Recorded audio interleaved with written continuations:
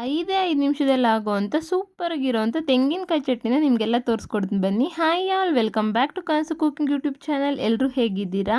ಎಲ್ಲರೂ ಚೆನ್ನಾಗಿದ್ದೀರಾ ಅಂತ ಭಾವಿಸ್ತೀನಿ. ಬನ್ನಿ ಇವತ್ತು ಸೂಪರಾಗಿರೋವಂಥ ಹೋಟೆಲ್ ಸ್ಟೈಲಲ್ಲಿ ಮಾಡುವಂಥ ತೆಂಗಿನಕಾಯಿ ಚಟ್ನಿನ ಮನೇಲೇ ಹೇಗೆ ಮಾಡೋದು ಅಂತ ನೋಡೋಣ.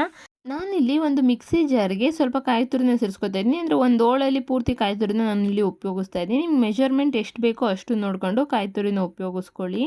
ನಾನಿವತ್ತು 4ರಿಂದ 5 ಜನಕ್ಕಾಗುವಷ್ಟು ಚಟ್ನಿನ ಪ್ರಿಪೇರ್ ಮಾಡ್ತಾ ಇದ್ದೀನಿ.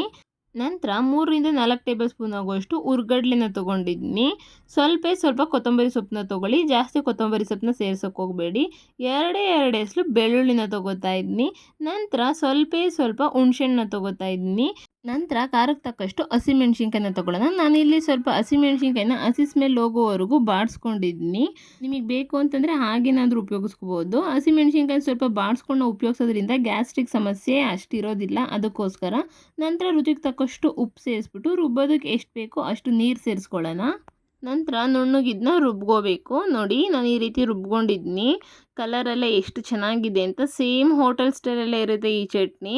ನಂತರ ಇದನ್ನ ಒಂದು ಬೌಲಿಗೆ ಟ್ರಾನ್ಸ್ಫರ್ ಮಾಡ್ಕೊತಾ ಇದ್ದೀನಿ. ನಿಮಗೆ ಚಟ್ನಿ ಯಾವ ರೀತಿ ಇರಬೇಕು, ನೀರೇನಾದರೂ ಇನ್ನು ಸ್ವಲ್ಪ ಸೇರಿಸ್ಕೋಬೇಕು ಅಂತಂದರೆ ಈ ಟೈಮಲ್ಲಿ ಸೇರಿಸ್ಕೋಬೋದು. ನಾನು ಈ ಚಟ್ನಿನ ಇಡ್ಲಿ ಮತ್ತು ವಡೆ ಜೊತೆ ಮಾಡ್ಕೊಂಡಿದ್ದೆ. ಟೇಸ್ಟ್ ಸೂಪರಾಗಿತ್ತು. ನಾನು ಸ್ವಲ್ಪ ನೀರು ಸೇರಿಸ್ಕೊತಾ ಇದ್ದೀನಿ ಇವಾಗ. ತುಂಬ ತೆಳುವಾಗಿ ನಾನು ಚಟ್ನಿನ ಮಾಡ್ಕೊತಾ ಇಲ್ಲ. ನಿಮಗೆ ಅಂದರೆ ಇನ್ನು ಸ್ವಲ್ಪ ತೆಳು ಬೇಕು ಅಂತಂದರೆ ಇನ್ನು ಸ್ವಲ್ಪ ನೀರು ಸೇರಿಸ್ಕೊಳ್ಳಿ. ಉಪ್ಪು ಎಲ್ಲ ಕರೆಕ್ಟಾಗಿದೆಯಾ ಅಂತ ಈ ಟೈಮಲ್ಲಿ ನೋಡ್ಕೊಂಡು ಸೇರಿಸ್ಕೋಬೋದು. ಚಟ್ನಿ ರೆಡಿಯಾಗಿದೆ. ಈಗ ಇದಕ್ಕೆ ಒಗ್ಗರಣೆ ಕೊಡೋ ಅಂಥ ಟೈಮು. ನಾನಿಲ್ಲಿ 1 ಟೇಬಲ್ ಸ್ಪೂನ್ ಆಗುವಷ್ಟು ಅಡುಗೆ ಎಣ್ಣೆನ ತೊಗೊಂಡಿದ್ದೀನಿ. ನಂತರ ಒಂದು ಅರ್ಧ ಟೇಬಲ್ ಸ್ಪೂನ್ ಆಗುವಷ್ಟು ಉದ್ದಿನಬೇಳೆನ ಸೇರಿಸ್ಕೊತಾ ಇದ್ದೀನಿ. ಉದ್ದಿನಬೇಳೆ ಸ್ವಲ್ಪ ಕಲರ್ ಚೇಂಜ್ ಆಗಬೇಕು. ನಂತರ ನಾನಿಲ್ಲಿ ಸಾಸಿವೆನ ಸೇರಿಸ್ತಾ ಇದ್ದೀನಿ. ಸಾಸಿವೆ ಹಾಕಿದ ನಂತರ ಸ್ವಲ್ಪ ಜೀರಿಗೆನ ಸೇರಿಸ್ತಾ ಇದ್ದೀನಿ. ಜೀರಿಗೆ ಹಾಕೋದ್ರಿಂದ ಟೇಸ್ಟ್ ಸಖತ್ತಾಗಿರುತ್ತೆ. ರುಬ್ಬೋದಕ್ಕೆ ಹಾಕೋಕೆ ಹೋಗಬೇಡಿ. ಈ ರೀತಿ ಒಗ್ಗರಣೆಗೆ ಹಾಕಿ ನಂತರ 3 ಒಣಗಿರೋವಂಥ ಮೆಣಸಿನ್ಕಾಯಿನ ಸೇರಿಸ್ತಾ ಇದ್ದೀನಿ. ನಂತರ ಲಾಸ್ಟಲ್ಲಿ ಹಸಿ ಕರಿಬೇವಿನ ಸೊಪ್ಪನ್ನ ಹಾಕ್ಬಿಟ್ಟು ನೀಟಾಗಿ ಚಟಾಪಟ ಅನ್ನೋವರೆಗೂ ನೀಟಾಗಿ ಫ್ರೈ ಮಾಡ್ಕೋಬೇಕು.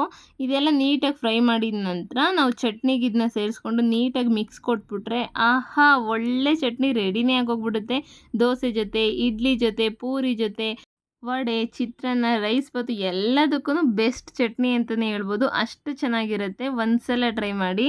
5 ನಿಮಿಷ ಸಾಕು ಈ ಚಟ್ನಿನ ರೆಡಿ ಮಾಡೋದಕ್ಕೆ. ಕ್ವಿಕ್ಕಾಗಿ ಚಟ್ನಿ ಆಗಬೇಕು ಅಂತಂದರೆ ಈ ರೀತಿ ಟ್ರೈ ಮಾಡಿ. ನೋಡಿದ್ರಲ್ವ ಎಷ್ಟು ಸಿಂಪಲ್ಲಾಗಿ ನಾವು ತುಂಬ ಬೇಗ ರುಚಿಯಾಗಿ ನಾವು ತೆಂಗಿನಕಾಯಿ ಚಟ್ನಿನ ಮಾಡ್ಕೋಬೋದು ಅಂತ. ಹಾಗಾದರೆ ಈ ರೆಸಿಪಿ ನಿಮ್ಗೆ ಇಷ್ಟ ಆಗಿದರೆ ಪ್ಲೀಸ್ ಲೈಕ್ ಮಾಡಿ, ಶೇರ್ ಮಾಡಿ. ನಿಮ್ಗೆ ಯಾವುದೇ ರೆಸಿಪಿ ಬೇಕು ಅಂತಂದರೂ ನಮ್ಮ ಕಾಮೆಂಟ್ ಮೂಲಕ ತಿಳಿಸಿ ಯಾವ ರೆಸಿಪಿ ಬೇಕು ಅಂತ. ನಮ್ಗೆ ಈಸಿಯಾಗಿ ಹೇಗೆ ಮಾಡೋದು ಅಂತ ತೋರಿಸ್ಕೊಡ್ತೀನಿ. ಮತ್ತಷ್ಟು ಈಸಿ ರೆಸಿಪಿಗಾಗಿ ಕನಸು ಕುಕಿಂಗ್ ಯೂಟ್ಯೂಬ್ ಚಾನಲ್ಗೆ ಸಬ್ಸ್ಕ್ರೈಬ್ ಮಾಡಿ. Thank you for watching. Thank you all.